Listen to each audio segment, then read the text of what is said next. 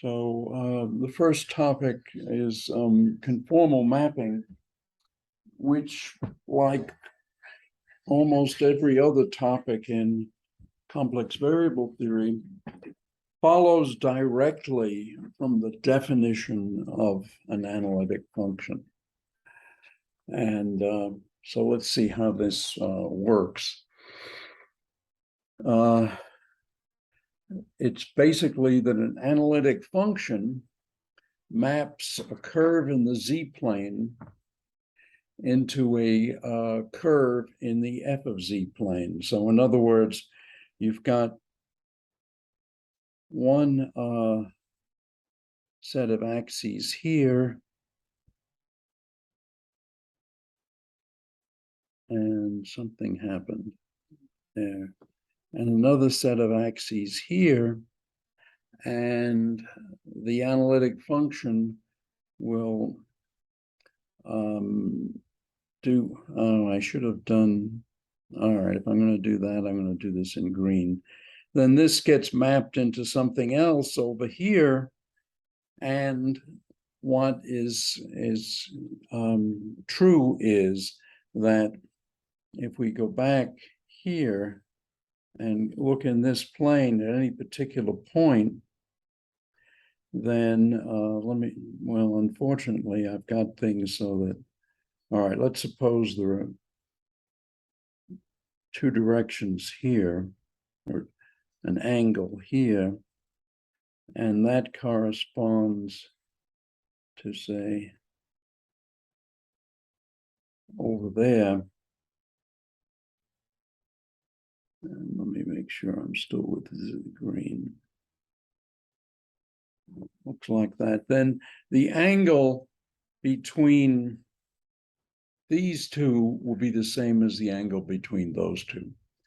And it's that the map preserves angles. And I say here in general because if the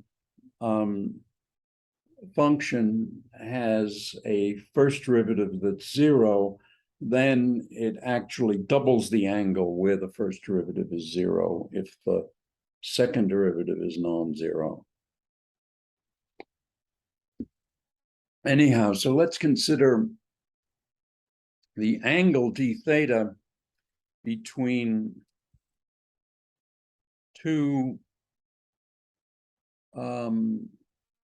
dz's, dz equal to, let us say, epsilon e to the I theta, and dz prime equal to the same epsilon e to the I theta prime. So this is, and this will be an angle here, phi, which will be theta prime minus theta. Now,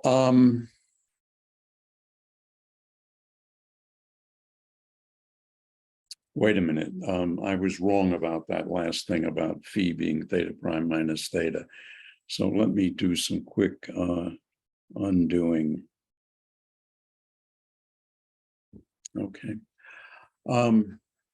So let's use W for rho equal to some positive number, rho e to the I theta for f of z. Then the change in W is f of z plus dz minus f of z. And that is then f prime of z dz, or f prime epsilon e to the I theta, where dz is epsilon e to the I theta.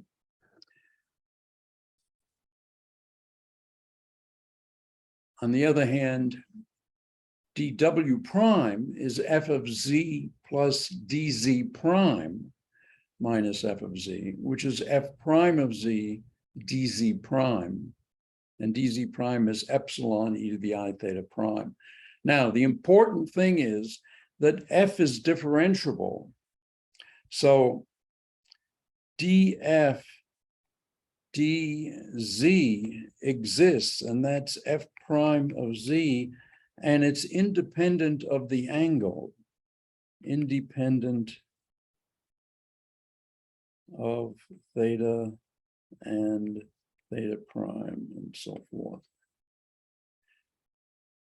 And that's because the function is analytic. In fact, the definition of analyticity is that you can define a derivative at a point by taking the ratio of the change in the function to the change in z, and it is at a given point, and it's independent of how dz goes to 0. So it's independent of theta and theta prime. In other words, this thing is independent of theta prime. The dw's depend, of course, upon theta and theta prime, but they depend in a way that it involves only epsilon and the angles, not the derivative at z. And so when we look at what these angles are mapped into, so in other words, this here, where this is dz, and this is dz prime, and we have theta here and theta prime, this gets mapped into a df and a df prime, and the angle between the two of these will be the same as this angle here. And that's because dw prime over dw will be f prime of z dz prime divided by the same f prime of z dz. So the f primes cancel because the function is analytic or differentiable. In this case, it only needs to be differentiable at z. But let's just say it's analytic at z. In other words, differentiable in the disk around z. Then this is the f primes cancel. We just have dz prime over dz, which is e to the I theta prime over e to the I theta. And that's e to the I theta prime minus theta. So this is e to the I phi prime minus phi. And so d phi is equal to d theta. And so this is d phi. Hold on, let me see. Let me get the angles back again. So this is, that angle is d phi, and this angle here is d theta. Okay, so that's the picture. Angles are, at least infinitesimal angles, are preserved by analytic functions. And of course, I was taking this ratio, and that ratio works as long as f prime is not 0. If f prime is 0, then dw is f double prime dz prime squared, dz squared, and dw prime is fw prime dz prime squared. And so we have that the angle in the f plane is twice the angle in the z plane. Okay. And here's an amusing function. It's deceptively simple, and it's called a Möbius transformation, and it maps straight lines and into lines and circles, and maps circles into circles and lines, unless the determinant of this matrix ABCD vanishes, in which case F is just the constant BD and it doesn't map anything into anything. If we have time later, we can come back and look at this perhaps in more detail. Let me now go on to, my intention today is to finish chapter 6 and start on Thursday, differential equations. So Cauchy's principal value, this is something that is, of course, important. So suppose f of x is, actually, I should have said f of z here. In fact, let me just do that right there. F of z is analytic on the real line, and we wish to evaluate this integral. And the tricky thing here is that we've got an epsilon, we've got a pole in the complex plane. So let me switch here to Cauchy's principal value. So Cauchy's principal value. So what we're doing is we're going to be integrating, and we've got a pole here at I epsilon, and we're integrating along here. And the question is what to do about it. Well, Cauchy said, let's do this. Let's define a limiting process. And what he did was he made a double limit here. And now that I think about it,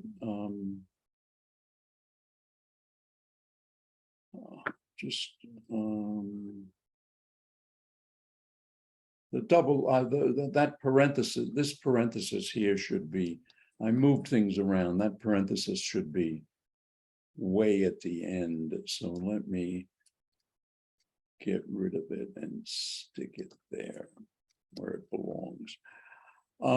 So he did a double limit. He considered the limit as epsilon goes to 0.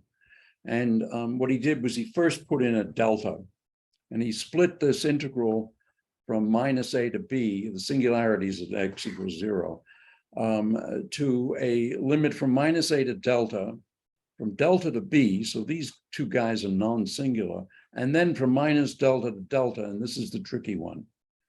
And so what he did was he said, well, in the first two integrals, x is greater than delta, so we can take the limit epsilon going to 0. Boom. And then we get something much simpler. The epsilon equal to 0 limit goes away, and we have the double limit here for the tricky part.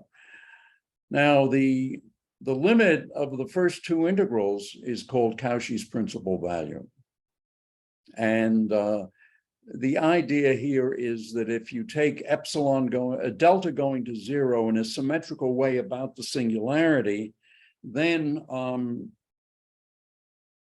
what you've got is you've got, say, for example, you might have a function that looks like this. Then what you've got is these positive values here get canceled by the negative values there, and the singular part gets canceled. And let me get rid of this. Singular part gets canceled, and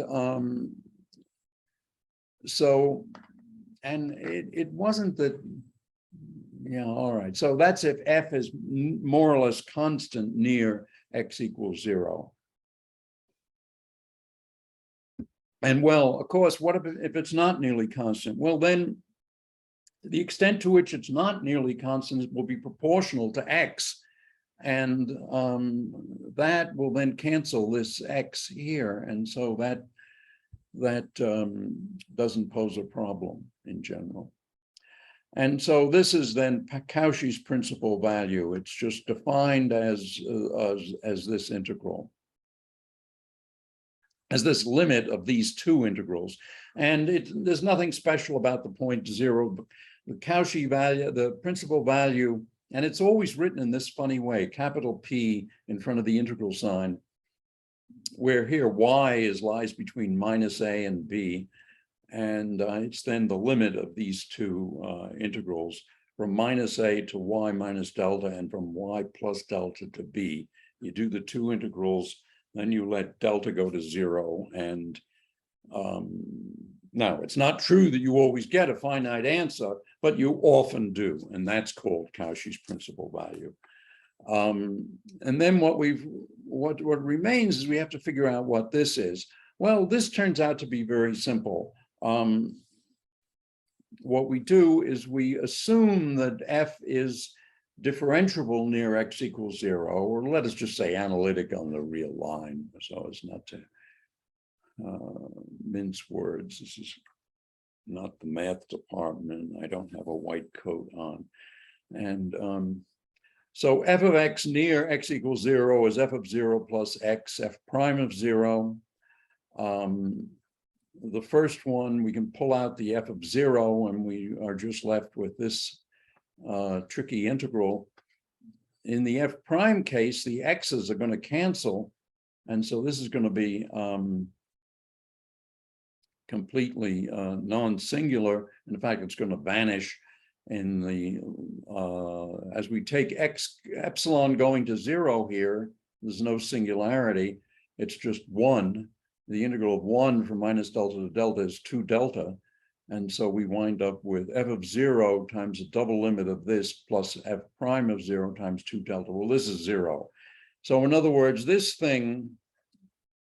double limit is just the same double limit, but with f of x on the outside. And of course, you could have guessed that to begin with, because you'd say, well, if f is a smooth function and we're only interested in the value of the integral from minus delta to delta, where delta is super small, then we can pull out f.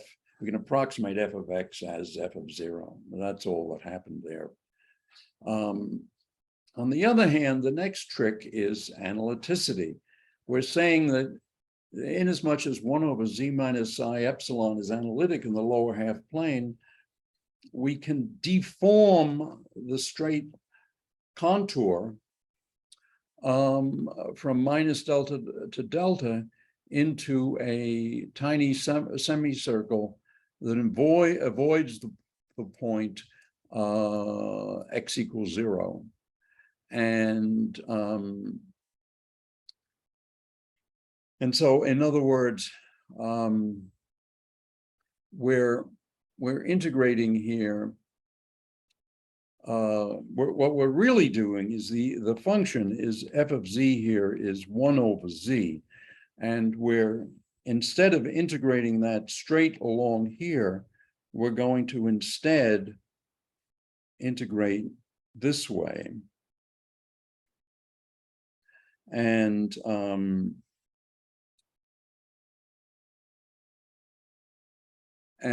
so what we're going to do is we're going to set z equal to delta e to the I theta, and we're going to let theta go from pi to 2 pi. This is the origin here, and this distance here is epsilon, and this distance also is epsilon. When theta is pi, this is -1, so this is 0 minus epsilon and minus delta. I'm sorry, did I say that was delta? That's actually delta, not epsilon. Sorry about that. Maybe I should try to actually fix it. So let me. I curse this iPad at times, but it's actually very useful as long as you don't touch it the wrong way. It's very touchy, very sensitive. I will not go on a tangent on that. So what we get then is that this can be thought of as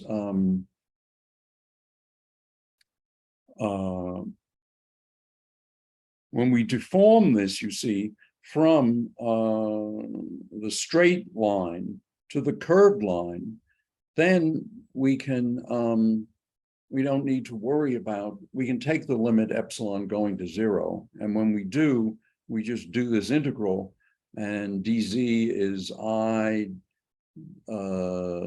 delta e to the I theta d theta. The sensitive parts cancel, and we just get I pi f of 0. Pi instead of 2 pi because we're just doing a half circle. And so that gives us that the tricky part is just I pi f of 0. The rest of this integral is the principal part plus the tricky part, and that's how it works. And what one often does is in physics departments, we just say 1 over x minus I epsilon is the principal part of 1 over x plus I pi delta of x, or 1 over x plus I epsilon is the principal part of 1 over x minus I pi delta of x. So what you can remember is that when you have 1 over 1 minus something small, it turns into 1 plus something. And so that's why the minus goes into a plus and the plus into a minus. And the more general expression is 1 over x minus y plus or minus I epsilon is the principal part of 1 over x minus y minus or plus I pi delta of x minus y. And I think maybe it's worthwhile doing an application. So suppose we want to evaluate this integral. Well, it's the principal part of the integral with I epsilon equal to 0 minus I pi delta of x times 1 over 1 plus x squared. And the principal part, it turns out, is 0 because this is the integral of an odd function. And on the other hand, the integral over the delta function just gives us minus I pi. So how hard was that? Let me try to get the time straight. We go to 6:20 today. You can think of maybe the cubic form of Cauchy's principal value. If you have f of x over x cubed, well, this is pretty tricky also. What we need here is a vanishing first derivative. And so we write this as the principal part of f of x over x cubed plus f of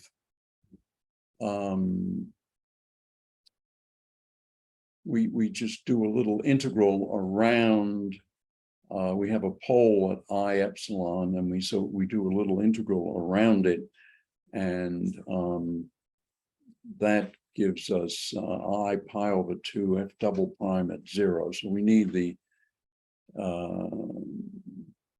we get the second. Notice we need the first derivative to vanish because you see the first derivative is singular here.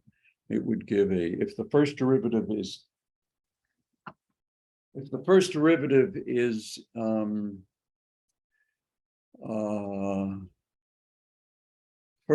gives a term that's just x, and so we then have a 1 over x squared, so that's singular. So you need the first derivative to vanish. One can also, if we use this formula, then this principal part turns out to be actually 0. So the principal part of this is in fact 0. Here's an integral that's that shows up in various times in physics computations, dk over k sine of k, and well, we can write the sign this way, and so in effect, it's the integral from minus infinity to plus infinity. We can use Cauchy's principal value, and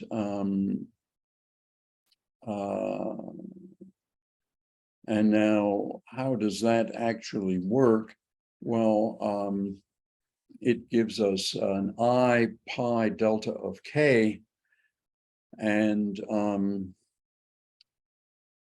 in the first integral, we do a ghost contour around the upper half plane, and that turns out to be 0. And on the other hand, the tricky part gives us a delta function. The i's cancel, we get pi over 2. So the final answer is pi over 2. I went through that fairly rapidly, but it is just an example. Here's the Feynman propagator. This is a very long example. Let me make sure we have a chat thing open, and I need advice.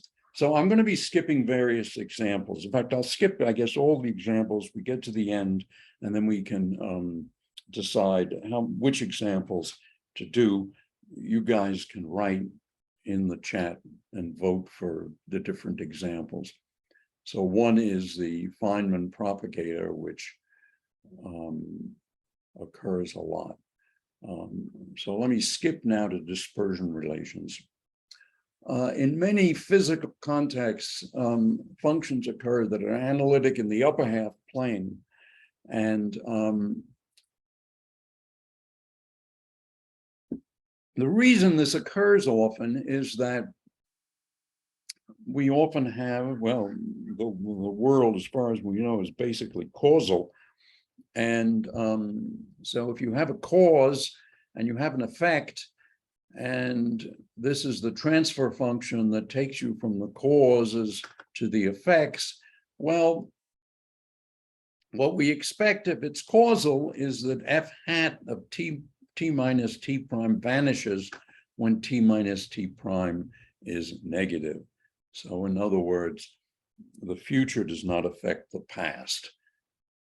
Or to put it a different way, we can't undo what we did. There's some Shakespeare quote, but I forget what it is. After I've said what I said, I could never remember it. Anyway, so if it's causal, then this transfer function is 0 for negative arguments. And so we can write its Fourier transform this way. F of z will be e to the I zt of an integral. Originally, we'd integrate over the whole real line, but in fact, we just integrate over positive arguments because over negative arguments, the thing vanishes. Now we've got an integral of f hat of t, and if we assume that's reasonably smooth, multiplied by e to the I zt. Well, e to the I zt is super analytic in z. And so if f hat is not pathological, then this integral gives us an analytic function in the upper half plane. Why the upper half plane? Well, when z is in the upper half plane, what you have is e to the I x plus I y t here. That's this thing here. In other words, e to the I z t is equal to this, and this is equal to e to the I x t e to the minus y t. So if we're in y greater than 0, this is well behaved and shrinking. But in the lower half plane, we could have problems because we'd have an we'd have an exponential in t, and that would often diverge. So we get generically, just causality gives us analyticity in the upper half plane for in all kinds of situations in physics. Examples, physics problems, physical theories. And so let's assume that we've got a function that's analytic in the upper half plane and on the real axis. And let's assume that as it goes to 0, whoops. So let me go here. Let's assume that it goes to 0 as you go in any particular direction. It goes to 0. So that absolute value of f goes to 0 as you go up to very high values in the upper half plane. In that case, you can add a ghost contour. So you can say that you can say that f of z0, of course, will be by Cauchy's formula, 1 over 2 pi I integral of f of z dz over z minus z0. So you see here the way everything follows directly from Cauchy's, from analyticity. Anyhow, we can say that that's actually just 1 over 2 pi I integral minus infinity to plus infinity f of x dx over x minus z0. That is to say, we can, if this we can add a ghost contour at infinity, the contour at infinity. In other words, here, Cauchy's integral formula gives us, I mean, is of course correct, but we can interpret the integral around z0 as an integral, first of all, along the real line. I meant to do that in blue, an integral along the real line. And then, since f goes to 0 at infinity, we can then add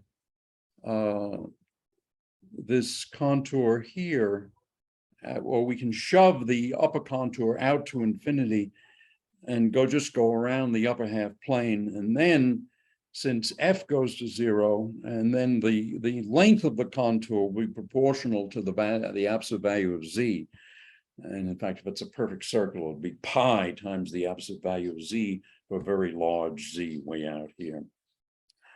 So that vanishes then, and what we're left with is f of z0 equal to that. And so this occurs very often in physics, that we wind up with f of z0 is 1 over 2 pi I, an integral on the real line of that. And of course, in physics problems, you typically, although we talk about f of z, f often isn't meaningful except when unless z is real. And so we like to get back to the real line. And when we do, then what we get is that f of x0 is 1 over 2 pi I, an integral minus infinity to plus infinity, f of x dx over x minus x0 minus I epsilon. So in other words, we bring this z0 down toward the real line at x0, and then it's x0 plus I epsilon. So this is a formula that occurs then naturally all the time. And of course, in that case, once it's in this form, it's a natural for Cauchy's trick, and we just say that this is equal to the principal value plus I pi times the delta function. And then, of course, we've got this factor of 1 over 2 pi I in front. And so that just gives us the I pi's cancel, and we get that f of x0 is 1 over 2 pi I principal value plus a half f of x0. And now we see that we've got f of x0 here and a half f of x0 there. And so subtracting, we get a half f of x0 there, and we multiply by 2, and we get this final relation. So the thing that you see in many books is f of x0 is equal to 1 over pi I principal value integral minus infinity plus infinity f of x dx over x minus x0. And what one also often does is that, after all, this was an analytic function, and so we then write f of z is u of z plus I v of z, and then the equation looks like this: u of x0 plus I v of x0 is principal part over I pi u plus I v integrated over x minus x0, and then that's the principal part of the v integral with the i's canceling, and then minus I, the u integral. And so this complex equation breaks into two real equations relating the real part of the function to an integral of its imaginary part, and the imaginary part to an integral of its real part. And these are called Hilbert transforms. And Hilbert was a major mathematician around the turn of the last century, around 1900. And in fact, the integral of the action of general relativity, which is an integral of the Riemann scalar. Let me see, I was writing Riemann scalar square root of the absolute value of the determinant of the metric d4 x, and when multiplies by a huge mass called the Planck mass, and there's a factor of 2 or a half or pi, and I can't remember at the moment. This is sometimes called the Einstein-Hilbert action, but my own suspicion is that Hilbert stole it from Einstein and not the other way around. But I'm not a historian of science or anything else. Anyway, in applications of dispersion relations, the function for negative x is sometimes physically meaningless or experimentally inaccessible. And so just as we wanted to go from the whole complex plane to the real line, so too we often want to go from the whole real line just to the positive real line. And that turns out to be doable when if f happens to be the Fourier transform of a real function. Well, we started out by saying it was the Fourier transform of the function that transferred causes into effects, into later effects. And if it's real, then we learned in the past, well, in that equation, that it obeys this symmetry relation. F star of x is f of minus x. And then what we learn is that u is even and v is odd. And in that case, v is odd. So what we can do is we can say here, well, all right, let me just do the first one. U of x0 then is equal to 1 over pi, or principal part over pi, integral 0 to infinity of v of x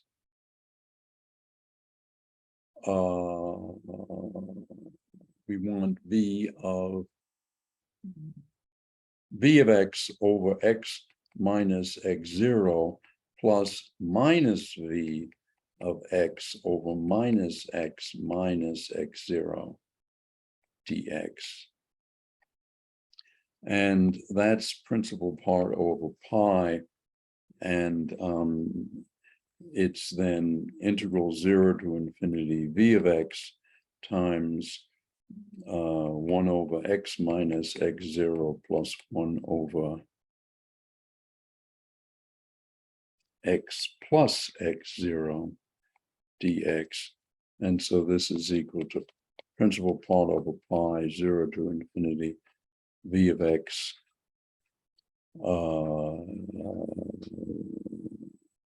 2x over x squared minus x0 squared dx. Did I get that right? Whoops. The world ended. Oh God. All right, hold on.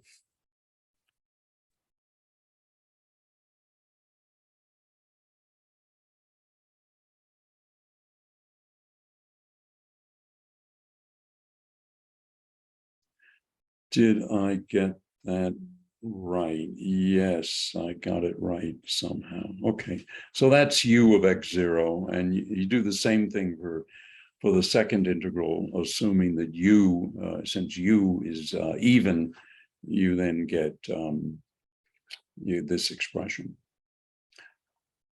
Okay, the next topic here, well, Kramers-Kronig relations. This is a little bit technical. I'm going to consider it an example, and so I'm going to jump through to something that also can be considered an example, but that is more important, and we've only got 10 minutes left, so let me spend 5 of them on phase and group velocities. This is something you know about, but it would be better for you to hear about it also. And let me just see, I've got something funny here. Oh, I'm not able to. All right, well, suppose A of X and T is this amplitude. So, and this is a common thing in something that you see a great deal in quantum mechanics, quantum field theory, electrodynamics. You get these phase factors like that. Here, remember that previously we said that P was H bar K and E is H bar C over H bar C times omega, and or no, E is H bar omega.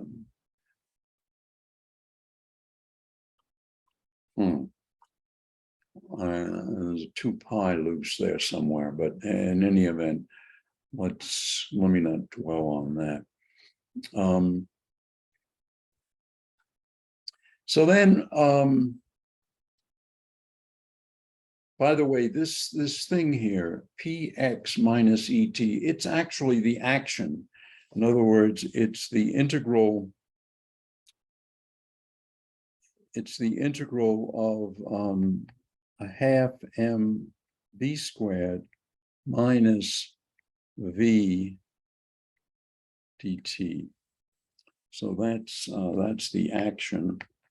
So so that's what this actually is. All right. Anyway, the phase velocity is the linear relation between x and t that keeps the phase constant. So if you want the phase to be constant, then you say, well, P dx minus E dt, you want that to be constant. Then you have the phase velocity here, and that tells you then if this is all 0, then the phase velocity is E over P times P hat, or omega over K, K hat. And in the vacuum, the speed of light is, in fact, omega over K. But for a particle of physical mass, the phase velocity exceeds the speed of light. So you can say, well, this phase velocity is not quite what we're always interested in. And so the more physical group velocity is defined as a linear relation between x and t that maximizes the amplitude A, and it does so by keeping the phase constant, not as a function of time, but as a function of the momentum. And so the momentum derivative of this should vanish, and that is then x minus the momentum derivative of the energy times the time. And this is then the condition of stationary phase with respect to momentum, and that means the group velocity has to be the momentum gradient of the energy. If the energy is p squared over 2m, you differentiate with respect to p, and you get p over m, and that indeed is the velocity of the particle. And for a relativistic particle, the velocity is c squared times p over e, and that's always less than the speed of light. Okay, I'm going to skip this part because I really do want to finish on time. Method of steepest descent. So this is a an interesting sort of thing. And the idea here is that that we've got some sort of a mountain here, and you go higher and higher up on the mountain. And then if you're trying to get from, let's say, A here to some point B, which is far off in the distance, what you do is you trek along here and you go up to this path, and then you, so maybe I'll draw this as solid, and then you go over the pass and down the other side, so until you can eventually reach the point B. And so what do we do? Well, the assumption here is that we're computing some I of R, which is an integral from A to B, dz, h of z, e to the r f of z. And the idea here is that the exponential is what's dominating everything. We assume R is real. And so what do we do? Well, the exponential is everything. We're going to completely ignore the h of z. We'll assume it's smooth. And so what we've got here is we take f of z and we write it as u of z. Wow. All right, this again is this touchy and sensitive iPad, and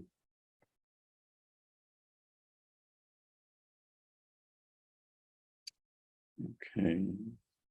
So we're going to say here that f of Jesus Christ.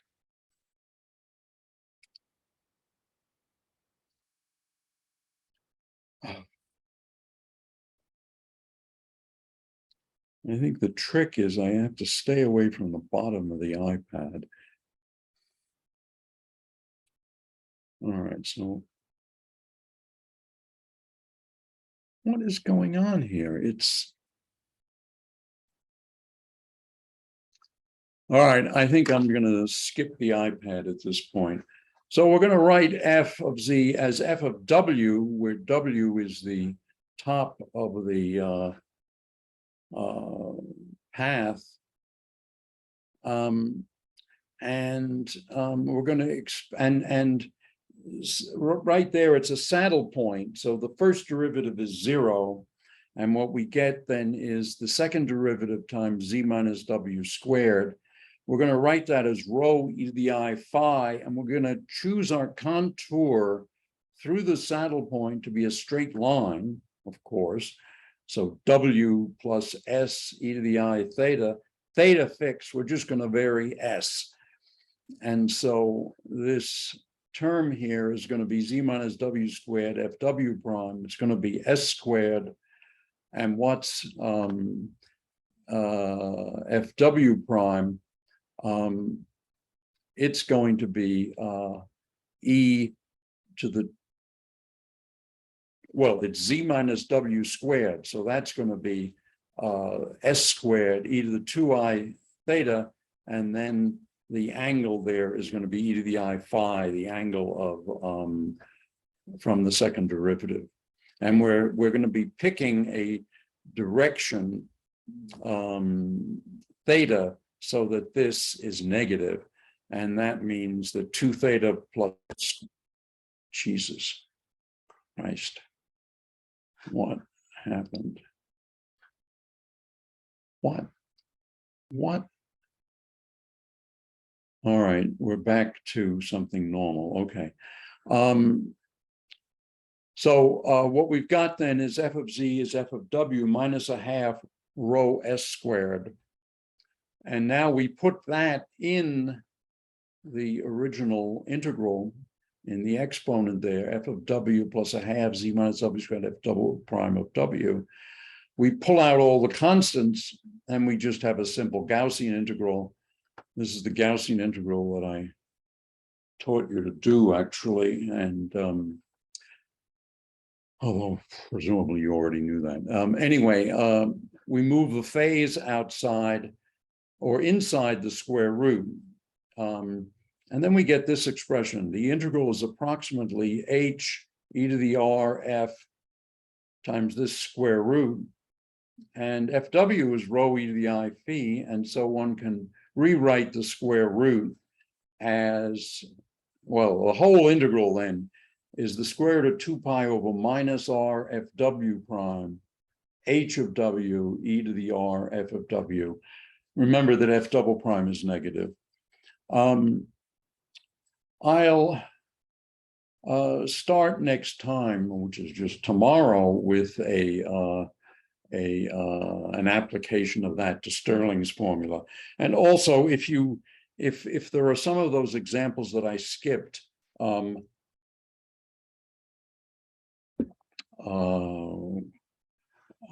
hope you guys are seeing the right screen. Anyway, we will, I'll do some examples at the beginning of class tomorrow.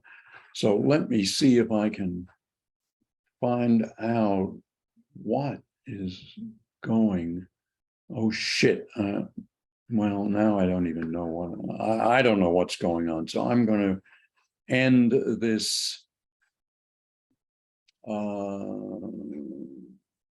recording if I can find it. Yeah, well, here's the recording, and God, I'm afraid everything went sort of crazy here. All right, so more. Oh my God. Well, I'm just going to end